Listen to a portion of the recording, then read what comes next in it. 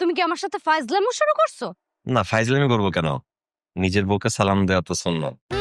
তুমি তো তোমার সুন্নত নিয়ে পড়ে আছো, আর ওইদিকে যে আমাকে বিয়ে করার মতো ফরজ কাজ নিয়ে একজন উঠে পড়ে লাগছে, সেটা কি তোমার খবর আছে? মাশাআল্লাহ, এটা তো খুবই উত্তম সংবাদ। কে সেই ব্যক্তি, তার নামটা আমারে বলো। যে তোমাকে বিয়ে করার দুঃসাহস দেখাইছে তার তো পুরস্কার পাওয়া উচিত। এই তুমি কিন্তু আমার সাথে ফাইজলামি করা বন্ধ করো, আমার অনেক মেজাজ খারাপ লাগতেছে। এই কাল্লু টাকলার ঘরে টাকলা আমার আম্মার এমন ভাবে পটাইতাছে, মনে হইতেছে আমার আম্মা এখন এই মুহূর্তে আজকে আমাকে এই কাল্লুর সাথে বিয়ে দিবে।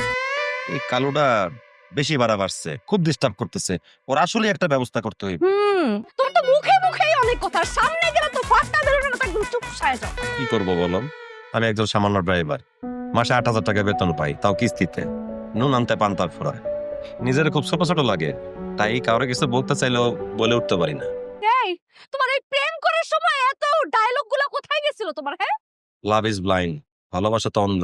আমি অন্ধটন্ধ বুঝি না, আমার এই অন্ধটন্ধ শোনার সময় নাই। আমি শুধু তোমার মুখে এটা শুনতে চাই, তুমি এই চাকরিটা ছাড়ছো, ছেড়ে একটা বিজনেস দিছো, দিয়ে আমার মার কাছে বিয়ের প্রপোজাল পাঠাইছো, আর আমাকে বিয়ে করার প্রস্তাব দিছো। আমি খুব তাড়াতাড়ি তোমাকে বিয়ে করতে চাই।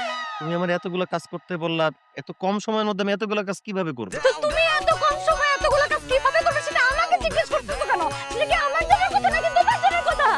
আমারই জানা কথা।